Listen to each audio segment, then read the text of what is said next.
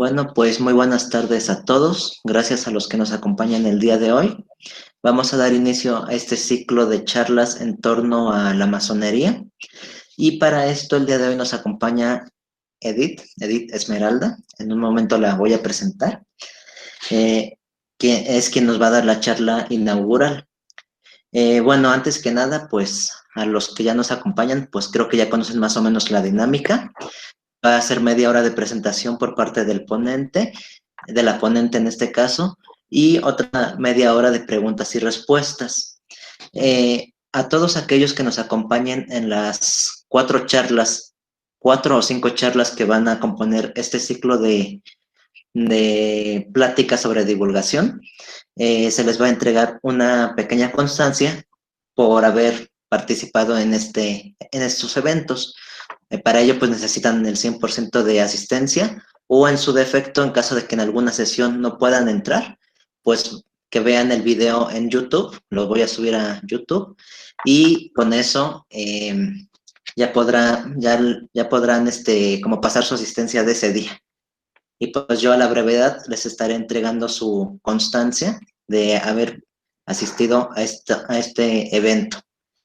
Y pues bueno, les voy a hablar un poquito de la ponente que tenemos el día de hoy, Edith Esmeralda. Ella es egresada de la licenciatura en Historia, ponente en el primer seminario internacional y tercero colombiano sobre imaginarios y representaciones, integrantes del staff organizador del 31 Coloquio Nacional de Filosofía por parte de la Dirección General de Escuela Nacional Preparatoria y jueza en el 24 concurso internacional del PIBA, líder tipo A.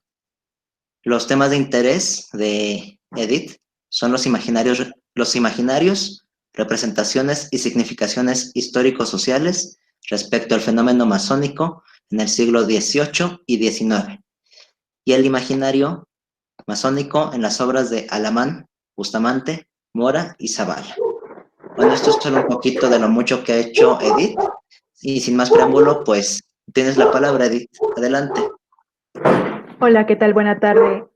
Gracias, Fausto, por la presentación. Quiero aprovechar antes de comenzar para agradecerle a Fausto que me haya permitido participar en esta primera charla, que es la charla inaugural sobre un tema muy peculiar como es la masonería, un tema que ha logrado impactar en la historia de los 3 últimos siglos. No solamente me refiero a la historia de México, me refiero a una historia en un nivel más amplio. Eh, pues antes de comenzar, me gustaría hablarles un poco acerca de lo que es la masonería, pero aclarando aquello que no es. Eh, bueno, voy a empezar a presentar. Uh, Algunas de las preguntas que quisiera que contestáramos durante esta charla son: ¿qué es la masonería? ¿De dónde y cómo surge? ¿Cuál y cómo ha sido su relación con la Iglesia y el Estado? Como les mencionaba, me gustaría en primer lugar aclarar qué es la masonería y qué no es. Bueno, Disculpa, quizá, Edith, ¿puedes poner en modo presentación, por favor? sí, perdón. Gracias. Ok, listo. Ok, bueno, para ello voy a citar un fragmento de la página de la UNED, que tiene un museo virtual de la masonería.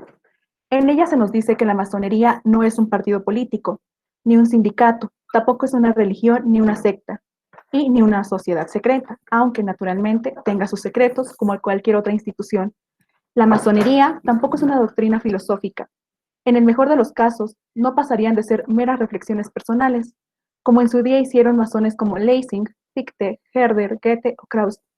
La masonería es un cuerpo que intenta unir a los hombres en torno a valores comunes de tolerancia y fraternidad. Dicho ello, pues pasaríamos a hablar de los orígenes de la masonería.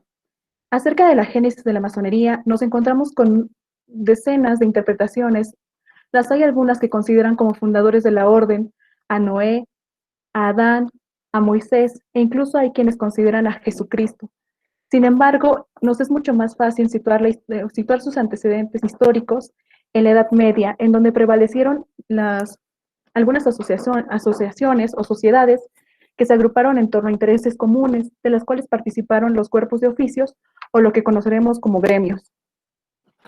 Bueno, aquí hago un pequeño paréntesis porque voy a hablar del gremio de los constructores. La palabra masonería tiene su antecedente en una palabra francesa que es maçonnerie, la cual puede traducirse perfectamente como albañilería. Por lo tanto, el masón será el albañil o el constructor. Bueno, el gremio de constructores, como cualquier otro gremio del medievo, había logrado un desarrollo importante durante la Edad Media, puesto que al alcanzarse el grado de maestro, el individuo se convertía en una figura muy importante en su país. Como cualquier otro gremio, el de los constructores se encontraba social y profesionalmente organizado. Además, contaba con 3 grados o clases, como son el aprendiz, el compañero u oficial y el maestro. Este grado de compañero u oficial, de hecho, aparecerá a finales de la Edad Media. Eh, bueno, en este sentido también, estas 3 clases realizaban sus tareas al interior de una logia, la cual se desempeñaba como un obrador y un refugio para los trabajadores de la piedra, los cuales pues, se caracterizan por ser operarios hábiles. Algunos de ellos estaban dedicados, como lo muestra la imagen, a pulir la piedra cúbica. Otros más se dedicaban a tallar la piedra o hacer esculturas en asistencia del maestro. El maestro era el único que podía llevar a cabo la realización de los planos, esto para dedicar eh, las obras, o mejor dicho, los edificios, para Dios. Eh, Asimismo, como cualquier otro de los gremios medievales, el de los constructores tenía sus propios patronos, los cuales eran San Juan Evangelista y San Juan Bautista, conocido el primero como San Juan de invierno y el segundo como San Juan de verano. También tenían como patronos a los 4 santos coronados, eh, es decir, a Severo, Severiano, Carpóforo y Victorino.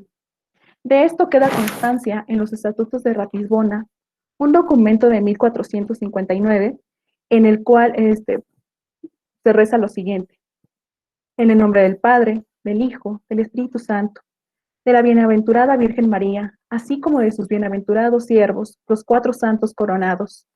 A su memoria eterna, consideramos que para conservar la amistad, unión y obediencia, fundamento de todo bien, de toda utilidad y provecho, para todos príncipes, condes, señores y localidades y conventos en el presente y en el futuro, iglesias, edificios de piedra o construcciones, debemos constituir una comunidad fraternal. Esto por el bien y para la utilidad de todos los maestros y compañeros del oficio, talladores de piedra y albañiles. Este documento de los Estatutos de Ratisbona no solamente nos da constancia de este culto a los 4 santos coronados o a sus santos patrones, también nos habla de algunos de los requerimientos que necesitaba pues aquel que quería postularse para ingresar a la cofradía o a este gremio de constructores. Algunos de estos requerimientos era el haber nacido libre, es decir, no ser esclavo, y ser un hombre de buenas costumbres.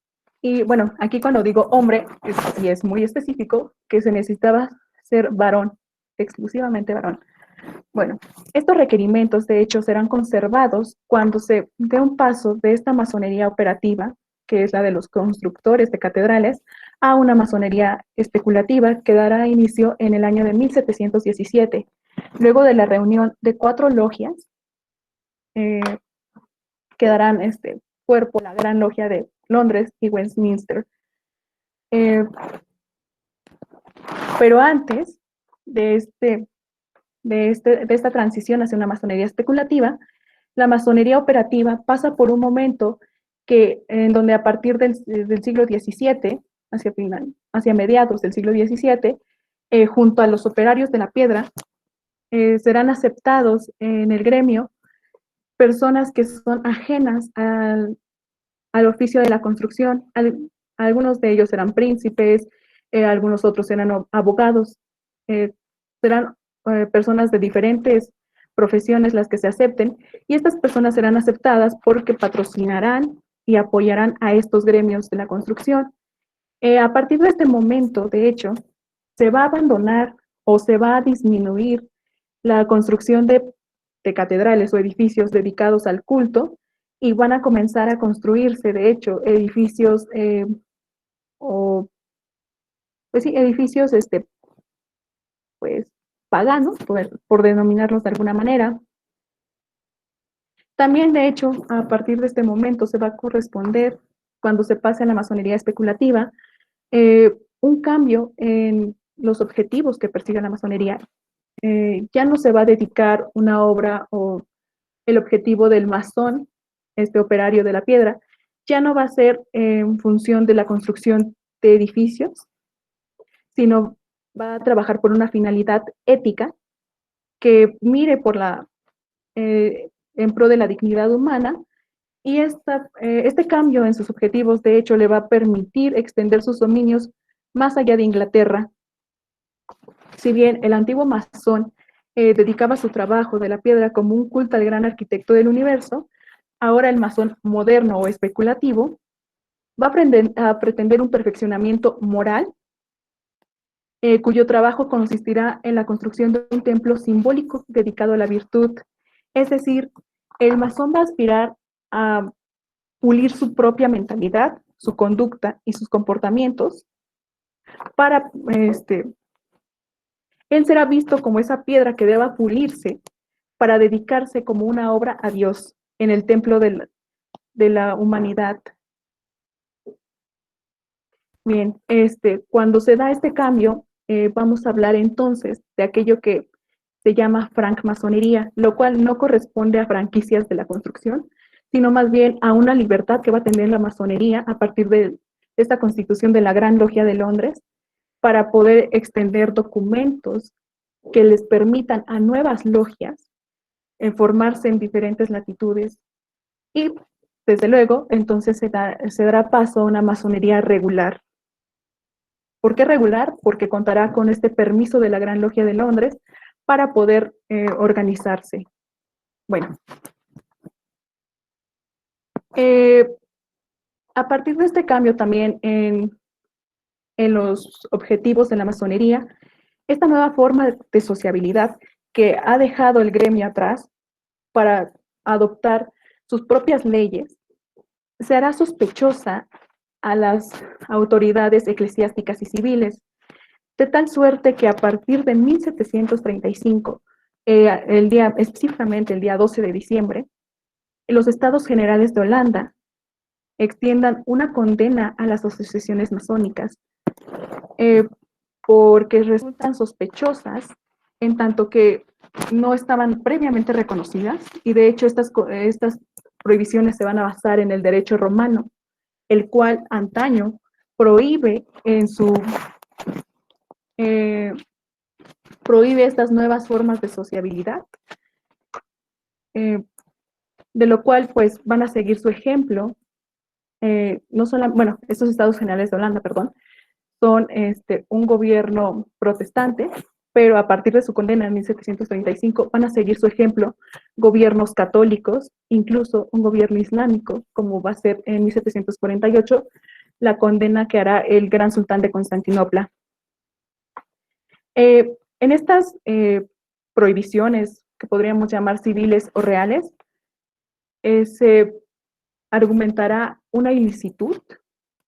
Jurídicamente se hablará de la ilicitud de las reuniones masónicas, a lo cual en 1738 el Papa Clemente XII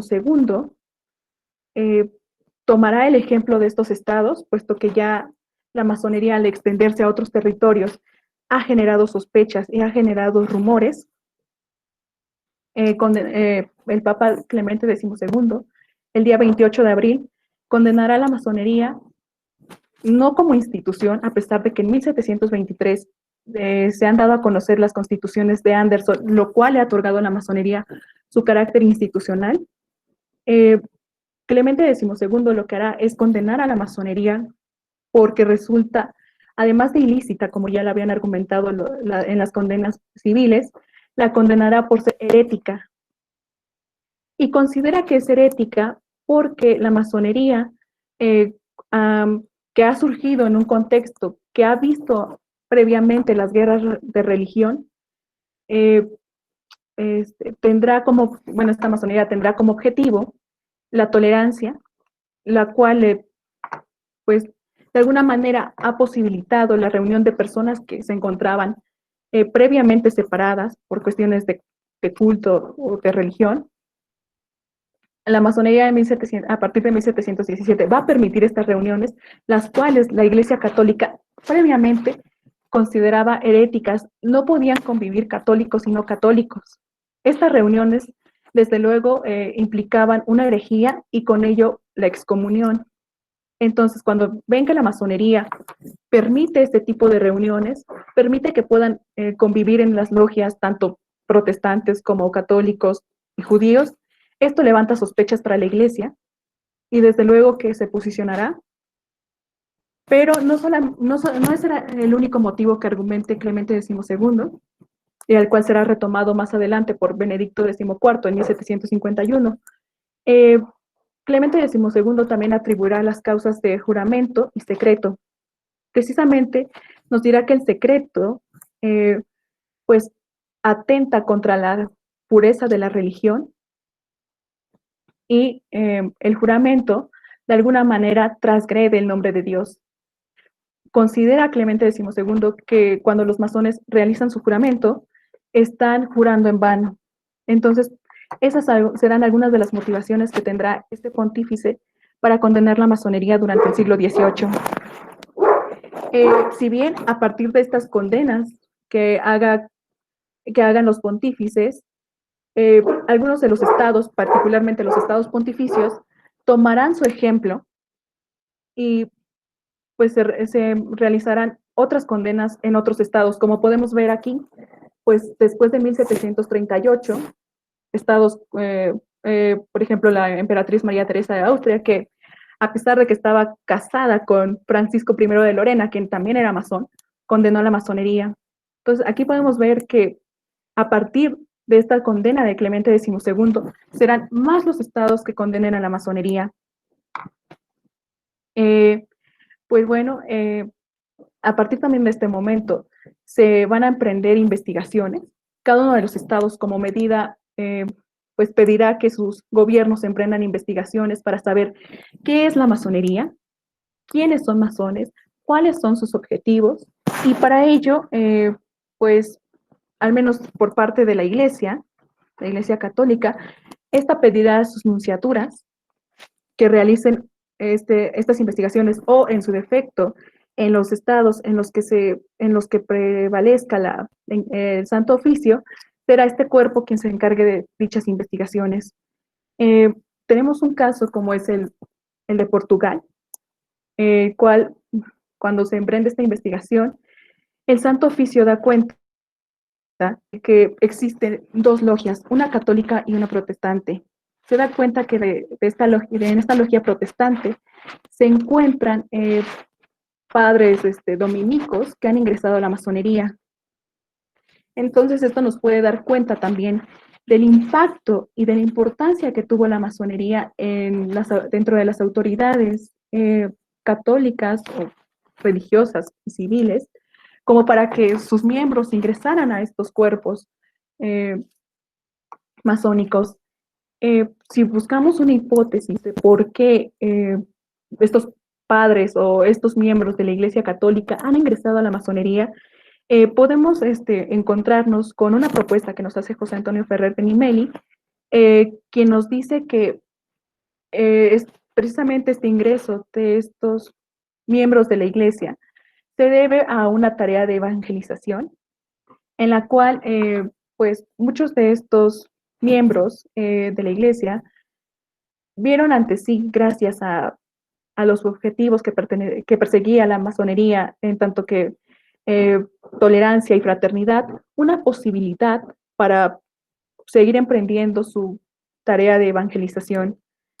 Bueno, nuevamente dentro de estas causas jurídicas de persecución a los masones y a raíz de estas condenas pontificias, pues un ejemplo que tendremos en donde se junten estas dos cuestiones, jurídica como religiosa. También lo vamos a encontrar con la condena que haga en 1739 el cardenal Firrao, específicamente el día 1 de enero, quien, pues como medidas o como sanciones, impondrá a los masones confiscación de bienes y pena de muerte, así como, bueno, demolición también de sus viviendas, pero sobre todo la pena de muerte. Esto impacta porque ni siquiera el Santo Oficio, ante una simple sospecha de herejía, había impuesto este castigo. Entonces, también aquí podemos darnos cuenta de cómo cada uno de los estados responde frente a sus necesidades y a sus experiencias respecto a la masonería.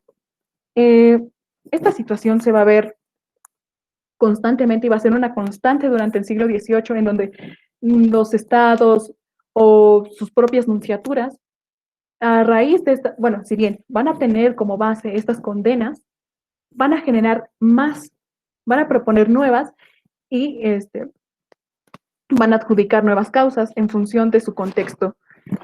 Bueno, pero aquí también es importante saber qué nos dice la propia masonería frente al Estado, cómo se posiciona la masonería frente al Estado y cómo se posiciona frente a la Iglesia. En las constituciones de Anderson sobre las obligaciones de un masón, en su artículo segundo, este documento nos dice que el masón ha de ser pacífico súbdito de los poderes civiles, cualquiera que sea el lugar donde trabaje o resida. No deberá mezclarse nunca en complots o conspiraciones contra la paz y el bienestar de la nación, ni faltar a sus deberes con los magistrados inferiores. Así que si un hermano se rebela contra el Estado, no se le ha de apoyar en su rebelión, aunque se le compadezca por tal desgracia. De tal suerte vemos que en ningún momento aquí en las constituciones de Anderson se defiende un posicionamiento que atente contra el orden establecido por el Estado. Al contrario, lo que se pretende es mantener este status quo. Ahora bien, frente a la religión o respecto a la religión, igual nuevamente en las obligaciones de un masón, pero en su artículo primero, se nos dice que un masón está obligado por su carácter a obedecer la ley moral y si comprende correctamente el arte, no será nunca un ateo estúpido ni un libertino irreligioso. Pero aunque en los tiempos antiguos los masones estaban obligados a pertenecer a la religión dominante en su país, cualquiera que fuese esta, se considera hoy más conveniente obligarles únicamente a profesar aquella religión sobre la que todos los hombres están de acuerdo, dejando a cada uno libre en sus propias opiniones, es decir, ser hombres de bien y leales y hombres de honor y probidad, cualesquiera que sean las denominaciones y las creencias que les distingan. De esta suerte, la masonería es el centro de unión y el medio de conciliar una amistad entre personas que hubieran permanecido perpetuamente distanciadas. Es decir, bueno, a partir de esto podemos extraer 4 puntos que van a regir también la vida de los masones o van a regir su comportamiento ante la sociedad. En primer lugar, podemos decir que la masonería exige la creencia en Dios, al que denominará genéricamente gran arquitecto del universo, pero es ajena a cualquier profesión religiosa determinada. Aquí hago una aclaración. Cuando la masonería denomina a esta entidad primera como gran arquitecto del universo, lo hace precisamente porque en su seno conviven personas de distintas religiones. Entonces, si bien demanda la creencia en un ser divino, entonces para no entrar en discusión si este ser divino se llama Dios, Jehová, Yahvé, le llama genéricamente gran arquitecto del universo. De hecho, aquí en la imagen podemos ver una representación de esta idea del gran arquitecto, en donde vemos que trae el compás, un símbolo sí, un elemento muy, muy peculiar de la masonería. Por otra parte, la masonería va a proclamar la libertad de conciencia, respetando las creencias religiosas individuales. Este será uno de los posicionamientos más comunes de la masonería frente al cristianismo, en donde considera que la religión y esta libertad de profesar cualquier culto religioso responde precisamente a esta libertad de conciencia. Por otra parte, la masonería es una institución fraternal creada para ser el centro de unión entre hombres, lo que les comentaba inicialmente, eh, pues permite la unidad de estas personas que inicialmente se habían encontrado separadas. Y en un cuarto punto, el fundamento esencial de la masonería va a ser esa integridad ética.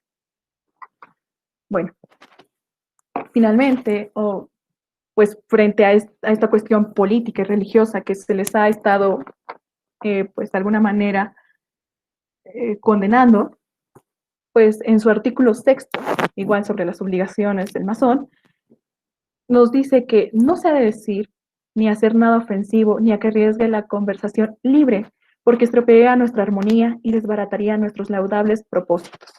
Por tanto, no se promoverán disputas ni discusiones privadas en el recinto de la logia, y mucho menos contiendas sobre religión, nacionalidades o política de Estado, porque en calidad de masones no solo somos miembros de la religión universal mencionada, sino también de todas las naciones, lenguas y razas, y nos oponemos a toda política, porque no ha contribuido nunca ni podrá contribuir jamás al bienestar de la logia. Este deber se ha mantenido siempre estrictamente, pero especialmente desde la reforma en Britania y la secesión de la Iglesia romana. Como podemos ver, la masonería nuevamente no defiende ni promueve ningún tipo de herejía, ni mucho menos acciones que atenten contra la integridad de sus naciones o de la Iglesia católica. Bueno, como les comentaba, esta situación de las condenas va a prevalecer durante el siglo XVIII y es más, hacia finales de este siglo, que es el siglo de las luces, eh, la masonería va a experimentar, de hecho, un nuevo periodo de zozobra y persecución, en donde se nos van a abrir dos posibilidades en las posturas pontificias contra la masonería. En una primera, nos encontramos con una descalificación o condena a la masonería, la cual considera que esta institución es inconciliable con el cristianismo. O sea, no, para la postura de la iglesia, masonería e iglesia están peleadas y no comparten objetivos y no pueden tener nunca una relación conciliable. Por otra parte, también dentro de estas posturas pontificias, además de hacerse esta descalificación, se impone una pena canónica en donde la mayoría de las veces, también basados en este derecho de los estados pontificios, eh, pues la censura o la pena siempre se va a reducir a la excomunión. Pero como les comentaba ahora, pues hacia, eh, hacia finales del siglo XIX, perdón, XVIII, la masonería va a experimentar este cambio en la forma en la que será concebida frente a las posturas pontificias y civiles tras el estallido de la Revolución Francesa en 1789 y también con la aparición de las sociedades patrióticas. Estas sociedades patrióticas son sociedades que van a tener precisamente una postura política, pero la Iglesia y el Estado no, pues no van a saber diferenciar esto y van a confundir y atribuir los objetivos de estas sociedades con los objetivos masónicos.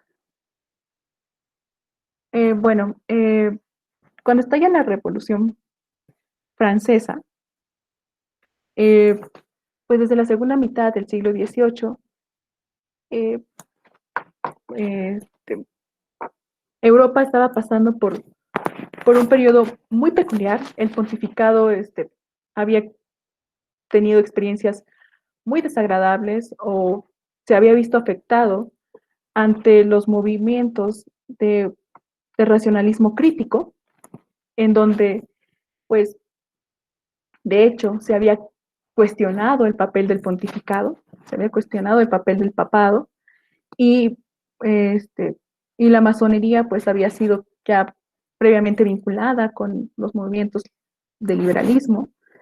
Eh, y pues, de hecho, esta situación va a ser advertida previamente en 1775, el día 25 de diciembre, por Pío VI, quien, si bien no atribuirá directamente o no hablará específicamente de la masonería, sí hará ver la necesidad que tendrán sus sucesores de pues vigilar a estas sociedades.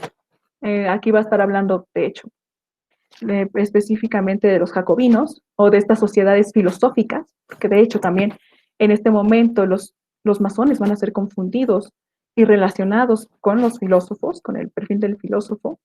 Pío VI va a advertir de estos males que pueden ocasionar estas sociedades, en tanto que han logrado una gran expansión en otras latitudes, más allá de Inglaterra.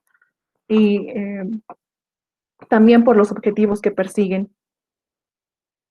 Bueno, cuando estalla la Revolución Francesa, hay una gran difusión de los temores, no solamente dentro de Francia, sino estos temores se van a extender al resto de las monarquías europeas, en donde, pues, España, de hecho, será una de las principales temerosas de, de este, bueno, ante este levantamiento, puesto que se teme que en sus colonias puedan presentarse sentimientos francófilos que puedan generar levantamientos como el ocurrido en Francia, de tal suerte que la corona española logra advertir esta situación y aconseja a sus colonias que emprendan investigaciones. En la Nueva España será el virrey Branciforte quien dé la orden el día 10 de diciembre de 1794 para que se emprenda dicha investigación. Principalmente estas investigaciones se van a llevar a cabo contra residentes franceses para investigar más allá de que si estén o no relacionados con la Amazonía. Inicialmente lo que se pretende saber es si estos son adeptos a la revolución o a las máximas de la Revolución Francesa, si, si algunos de estos franceses tienen pues como objetivo emprender un levantamiento como el francés, o pues si dentro de sus pertenencias se encuentran algunos papeles que pudieran resultar sediciosos. De hecho, cuando se emprenden estas investigaciones, algunas de las anotaciones que se hacen es el que poseen obras filosóficas que pueden generar estas ideas. De hecho, se prohíbe la lectura de Rousseau, se prohíbe la lectura de Voltaire, eh, pero conforme van avanzando estas investigaciones, las delaciones o las acusaciones van a apuntar hacia, pues, la pertenencia o presunta pertenencia a la masonería. Quien realmente va a emprender estas investigaciones va a ser el licenciado Borunda en la Nueva España, y él, pues, dará a conocer algunas, los casos de algunos franceses, la mayoría de ellos desempeñados como peluqueros o cocineros, y pues va a buscar en estos franceses causas religiosas, causas políticas, y de algunos, obviamente, va a decir que pues ha escuchado que algunos de sus compatriotas los han denunciado por pertenecer a la masonería. Eh,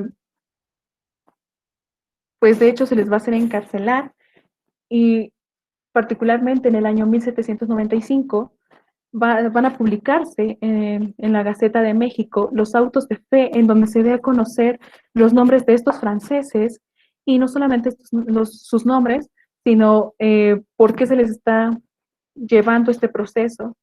Algunos de ellos van a ser el médico Esteban Morel, Juan Lucel, Vicente Lully.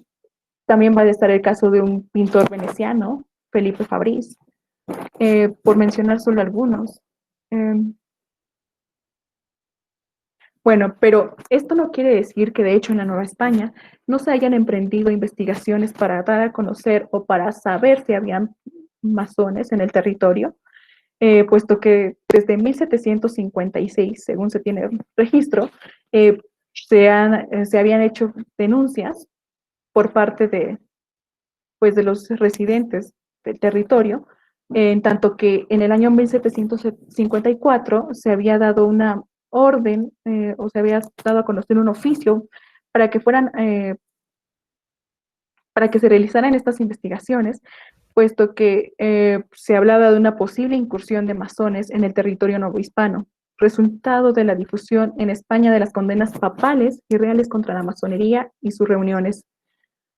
Si bien, entonces, en la última década del siglo XVIII se tiene noticia, fueron procesados algunos masones y presuntos masones, principalmente franceses, en donde pues lo que se puede rescatar o lo que se puede resaltar es que muchos de ellos fueron considerados partidarios y añorantes de las máximas revolucionarias. Eh, Como les decía también, pues en estos autos de fe se dejaba saber que algunos se veían vinculados a la masonería.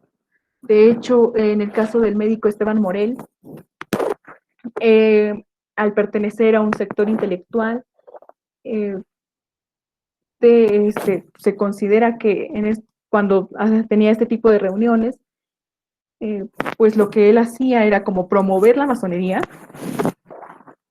promover las máximas revolucionarias y masónicas, eh, lo cual generaba más temor, pero esto también nos habla y nos da pautas para lo que sucederá en el siglo XIX, puesto que a partir de este momento, las condenas que se hagan a la masonería ya no serán por sus reuniones, sino ahora a la masonería se le condenará como institución. Eh, y como institución se considera que tiene fines que conspiran contra la iglesia y el Estado. Entonces se va a hablar de una masonería que entra en un complot masónico revolucionario. Esta idea, pues de hecho también va a ser muy difundida en la literatura, principalmente por el abate Agustín de Parroel, quien cuando se estaba buscando una causa de la Revolución Francesa, él atribuyó a la masonería como culpable, vinculando los objetivos masónicos y revolucionarios a la par. Estas ideas de esta literatura, que es en este caso francesa, pasan al territorio español y desde luego van a llegar a la Nueva España. En la Nueva España, pues desde luego que tendrá una gran recepción, puesto que eh, algunos folletos o los mismos periódicos, de hecho, nos van a dar cuenta de ello. Bueno, para terminar este punto, los procesos contra franceses se verán disminuidos cuando en 1795 se dé a conocer en la Nueva España, gracias a la Gaceta de México, que se ha logrado la paz entre España y Francia luego de la guerra emprendida en 1793, eh, en donde se da a conocer esta noticia de que la paz se logró gracias a Godoy y hay un cambio en el tratamiento que se les haga a los franceses. Bueno, pues a partir de este momento, como les comentaba, se inaugura un nuevo periodo en las posturas pontificias contra la masonería y a partir de 1821, con el pontífice, perdón, con Clemente, con Pío VII, en 1821, se inicia una nueva etapa en las condenas pontificias, en donde, como les decía, las causas serán por conspiración contra la Iglesia y el Estado, a las cuales, pues, nuevamente tendrán continuidad las ideas también de Clemente XII y Benedicto XIV, perdón.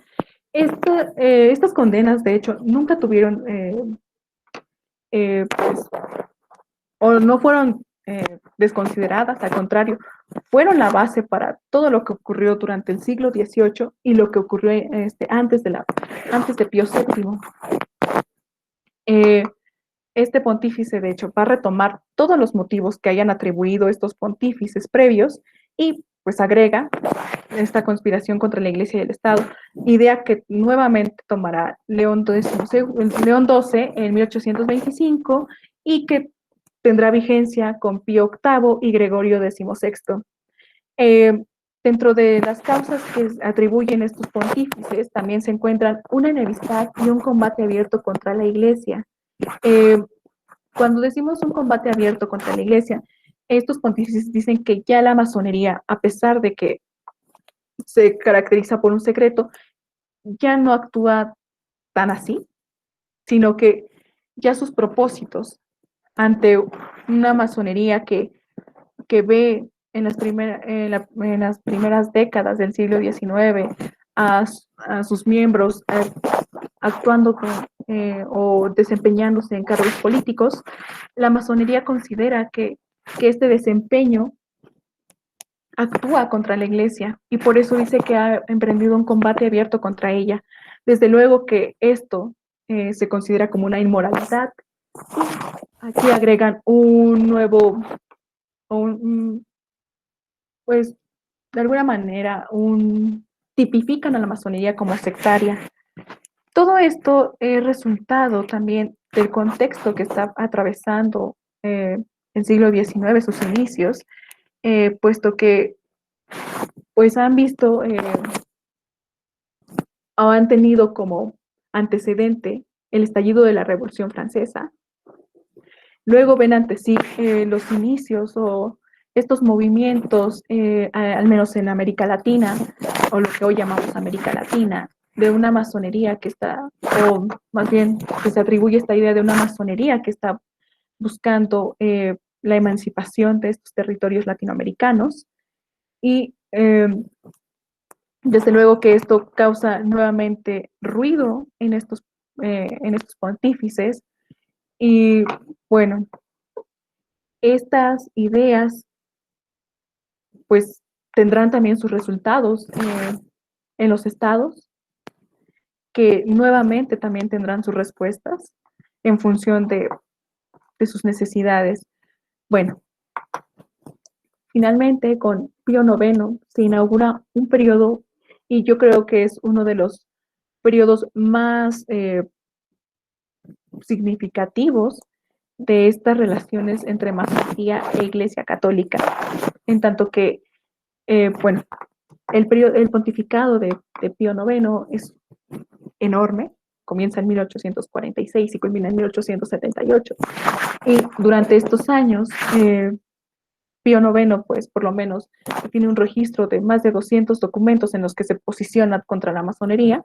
Estos son algunos de ellos, no solamente documentos pontificios, también hay correspondencia, eh, en donde se inaugura un nuevo periodo en el que este pontífice considera que hay una incompatibilidad masónico-religiosa, eh, en tanto que eh, lo que se, lo que se, lo que se considera aquí es que cuando se emprenden en 1848, que es parte del periodo de Pío IX,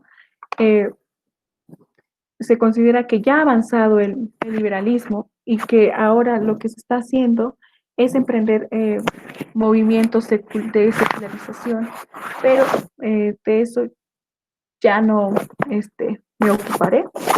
Y nada más les dejaría este antecedente de algunos de los documentos de Pío IX y pues a esta idea también se sumará más adelante León XIII y luego Pío X y sucesivamente Pío X y así hasta la actualidad, que todavía se sigue condenando a la masonería. Pues por mi parte sería todo porque me excedí el tiempo y pues si alguien tiene alguna pregunta, algún comentario, con gusto, por favor. Gracias. Gracias, Edith. Si gustas, deja de compartir y ahorita No sí deje de vamos a compartir. abrirla. Ok, Sí, y, gracias. Ay, y perdón, ya que me vamos pasé a por el empezar tiempo. las... Quedan 15 minutos para preguntas y Ok, respuestas, así que quiero invitar al público que nos acompaña a formular alguna pregunta o pidan la palabra y yo les voy asignando su turno. Este, Pídanla aquí por el chat. A ver quién se anima. Ok, adelante, Aarón a ver, Rojas. Aarón. Buenas tardes. Sí, hola, Aarón. Bueno, mi pregunta va relacionada a lo que tú comentabas de que los masones deben de estar al margen de las pugnas políticas, Bien. pero bueno, mucho he escuchado que se culpa a los masones, por ejemplo, de la caída del primer imperio con Iturbide o de conspirar contra el segundo imperio de Maximiliano o de ser los causantes de la inestabilidad de las primeras décadas del México independiente. ¿Qué ¿qué razón das tú a estas acusaciones respecto a las logias escocesas, sobre todo? O cómo, o por qué crees que se ha dado o se han echado culpas a los grupos masones de esta inestabilidad en ambos imperios? Bueno, que prevalezcan estas ideas de, de culpar o de aludir que la masonería es responsable de estos conflictos, pues tiene mucho que ver con las primeras condenas, ya sea la condena pontificia o las condenas civiles, puesto que durante el siglo XVIII y parte del XIX, la institución eclesiástica y la institución civil van a tener un gran peso sobre las masas. Entonces, muchas de estas ideas serán reproducidas con constancia. Y también esto parte tiene que ver con los inicios de la masonería, en donde, pues, a partir de 1717, sí, como has mencionado, hay ritos, pues, el rito escocés, y en función de las latitudes en donde se desarrolle, va a tener o va a adoptar objetivos. Eh, en el caso de México, a la consumación de independencia, el rito escocés y el rito York, ante una ausencia de de un modelo político, estos dos ritos se van a desempeñar como partidos políticos. Entonces, en tanto que se desarrollan como partidos políticos, desde luego cambian su, sus objetivos y ya no van a ser los objetivos que señala la masonería regular de 1717, que es una masonería que se posiciona como apolítica.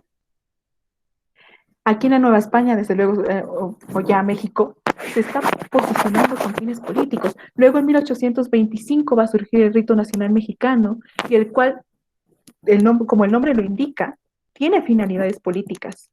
Nace con esa finalidad política y lo que pretende es, pues, mejorar las relaciones de estos ritos York y escocés, pero también posicionarse nuevamente como un partido político más. Y pues al menos aquí en el caso de México, pues va a ser clara la acusación que se le haga a la masonería de participar políticamente respecto al imperio de Iturbide. No quisiera adelantar mucho porque de eso van a hablar en la siguiente sesión, pero pues sí, por ejemplo, Lucas Alamán va a hablar un poco de ello en su obra Cumbre, y nos va a decir que sí, que la masonería está abiertamente ha estado trabajando para derrocar a Agustín de Iturbide.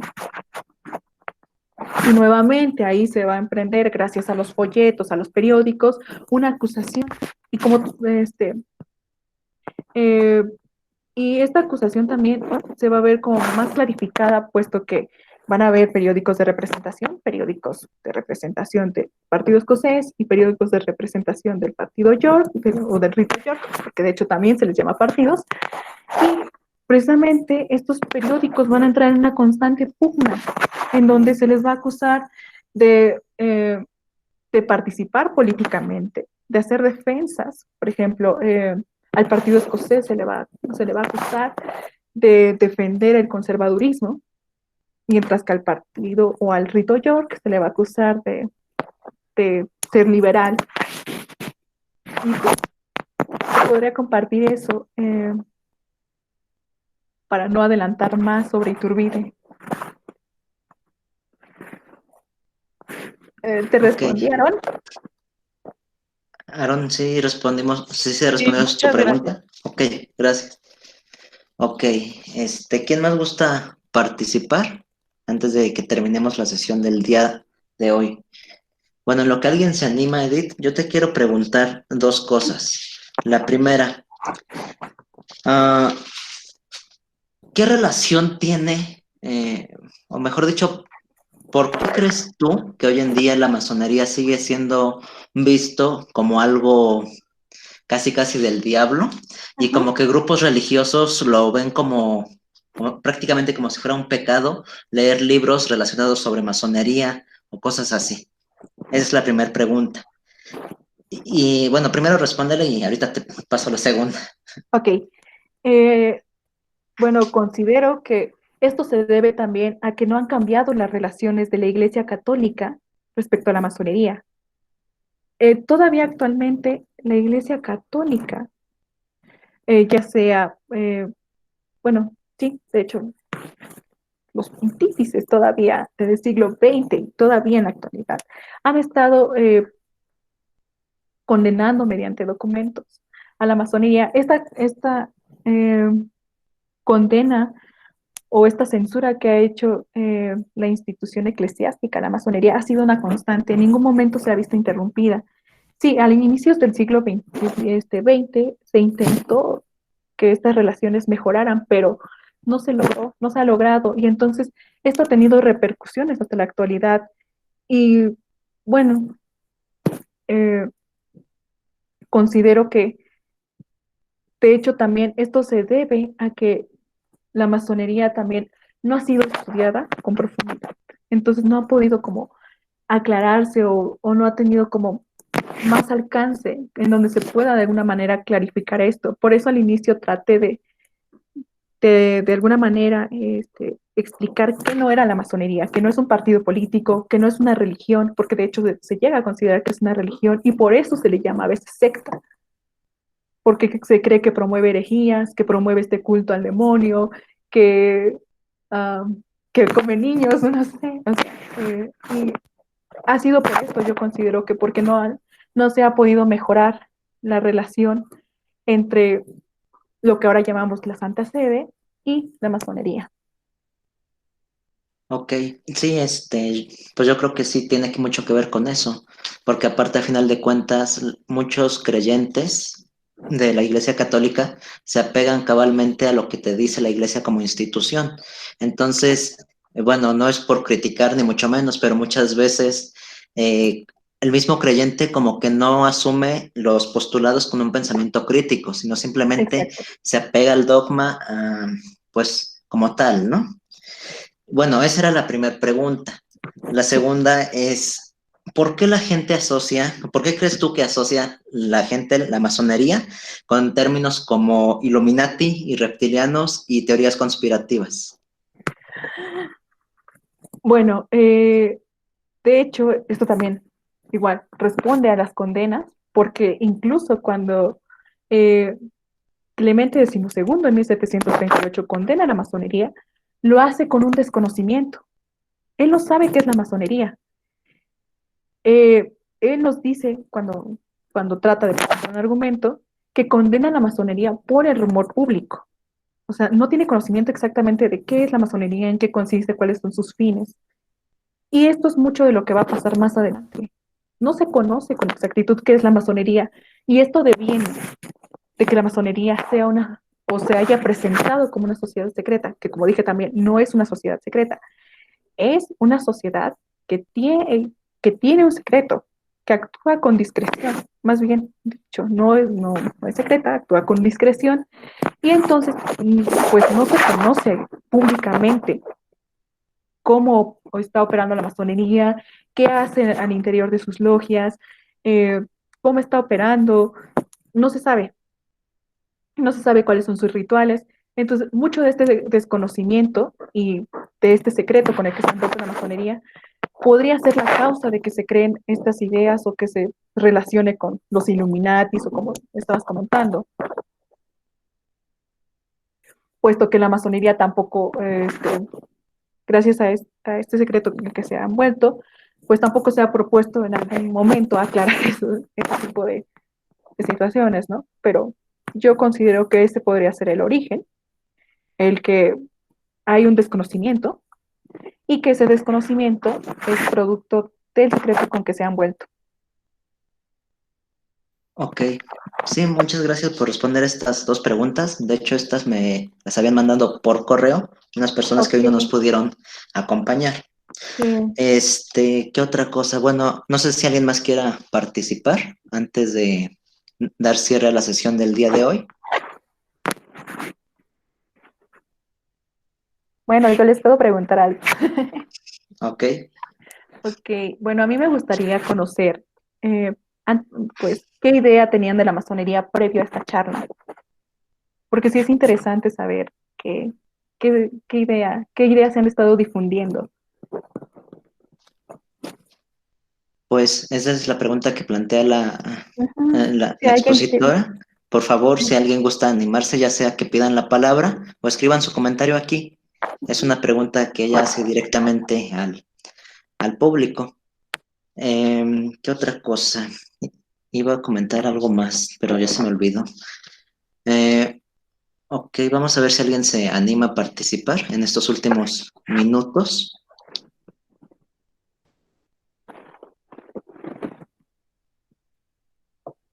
Veamos. Bueno, y nada más para en lo que alguien se anima, nada más quiero definir o tratar de definir vagamente el término de secta. ¿Qué es una secta? Porque también hay que partir de eso. ujú, Una secta vista peyorativamente se le puede considerar como una agrupación que se dedica a hacer generalmente actos ilícitos con una desviación de una doctrina, pero generalmente se le asocia el término secta como algo malo, algo que va en contra de prácticamente de la voluntad de Dios, si lo vemos desde el punto religioso, o como algo que va en contra de los principios morales, si lo vemos desde una perspectiva más, menos religiosa. Pero bueno, si lo estudiamos desde el término de historia de las religiones, una secta no es más que una modificación o una reconfiguración de una doctrina que en este caso, bueno, en el caso de las religiones, hace alusión a una reconfiguración religiosa. Por ejemplo, un ejemplo de secta, pero bueno, esto no tiene nada que ver con que sea bueno o malo, ¿no? Que la gente lo vea como algo malo es otra cuestión, pero en esencia no tiene que ver con esto. Un ejemplo de una secta, eh, viéndolo desde un punto de vista no peyorativo, sería la religión Yoruba de los africanos. La religión Yoruba viene de lo que actualmente es Nigeria. Una desviación o una secta que se deriva a partir de aquí es, por ejemplo, la santería.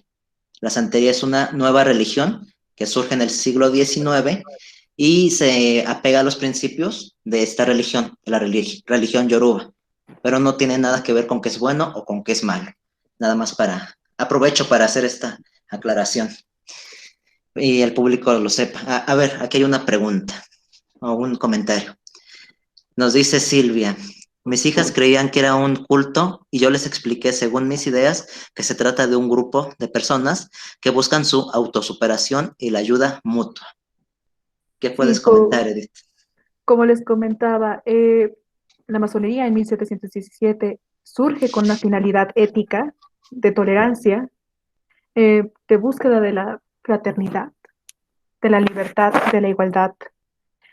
Sí, sí podríamos decir que es un grupo de personas que buscan esta autosuperación, pero esta autosuperación es individual.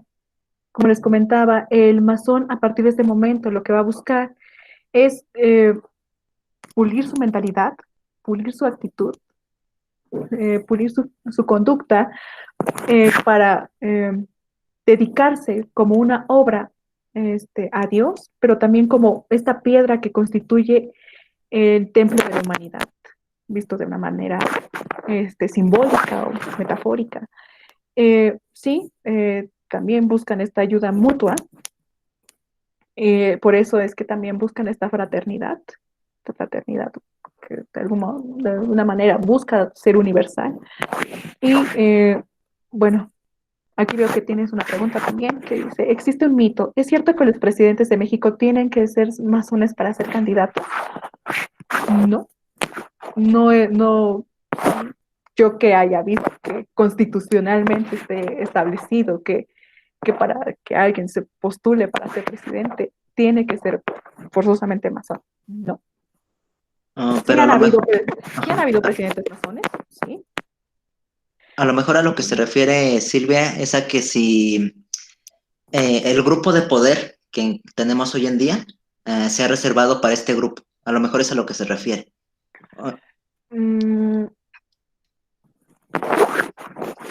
sí hay, como les comentaba, eh, desde la consumación de la independencia, la masonería va a fungir como partido político, sí, sí va a tener la masonería participación política, pero no es un requisito, y esto va a ir transformándose eh, de alguna manera. En algunos periodos va a ser más evidente esta participación política, en otros de alguna manera va a disminuir también, eh, gracias a las condenas pontificias o a las condenas que tenga el propio territorio, pero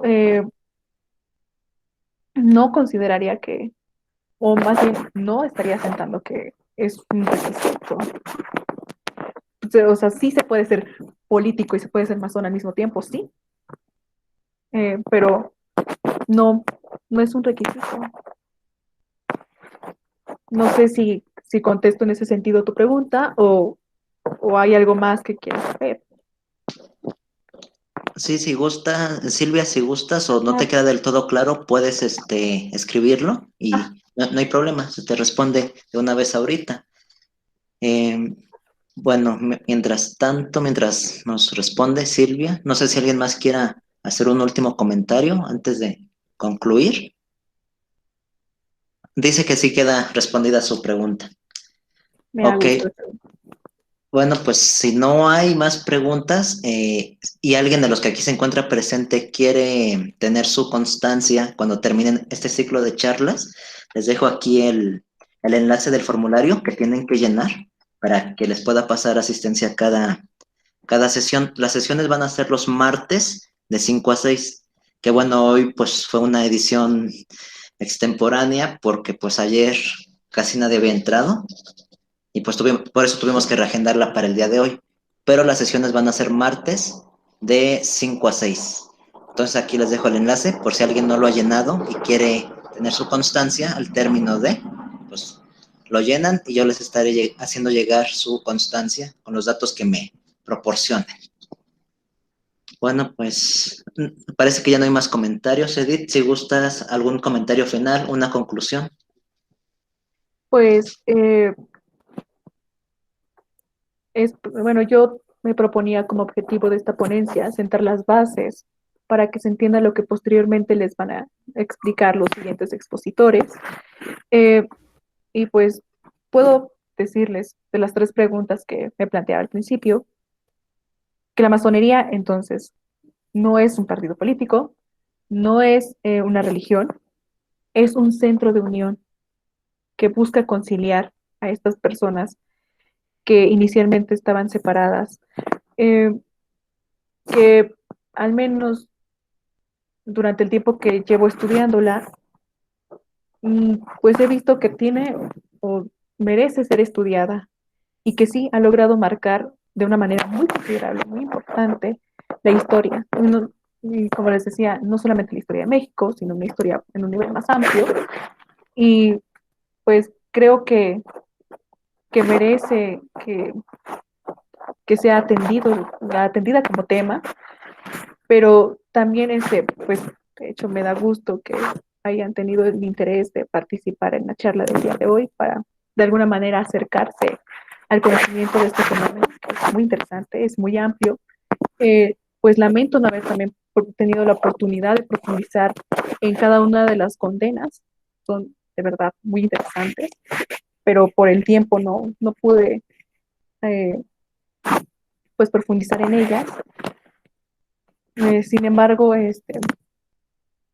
pues traté de dejarles lo más básico de cada uno de estos periodos, que se viera esta transición de cómo ha evolucionado estas relaciones entre la masonería, la iglesia y el Estado, y que son relaciones que van a estar pues íntimamente ahí conviviendo.